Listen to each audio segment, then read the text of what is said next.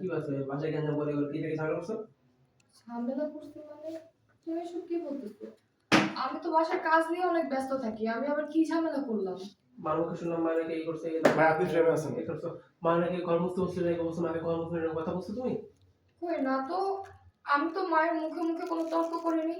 আমি তো ঠিকঠাক মা তো, কই না তো, আমি তো মায়ের মুখে মুখে কোনো তর্ক করি নাই। আমি তো ঠিক মতোই ঘর পরিষ্কার করে মুছি। আর তোমার যদি বিশ্বাস না হয় তুমি আমার সাথে চলো, আমি আজকেও ২ বার ড্রয়িং রুম পরিষ্কার করছি, চলো। শোনো, শোনো একা কান্না করে দাও। মা চাই একটু শান্তিতে থাকতে, ভালো মতো থাকতে এই যাতে। তোমার জন্য কি মা একটু শান্তিতে থাকতে পারে? তুমি কি চাও না শান্তি থাকুক? আমি চাই না? কি বললা তুমি? আমি এই সংসারের জন্য কি না করি? প্রতিদিন হাড় ভাঙা খাটুনি খাটি। তারপরে তুমি বলতেছো আমি তোমার মাকে শান্তিতে থাকতে দেই না। আমি চাই না এই সংসারের সুখ। কাঠি তো করতে হবে, আমার টাকা খাওয়ার টাকা করে এই করো ওই করো এই করো। আর মা তো তোমাকে পক্ষে ভালোবাসা চায় না। বড় টাকা হয় না কি? তুমি তো শুধু মায়ের অভিযোগটাই শুনলে, আসলে তোমার যে আমাকে সারাদিন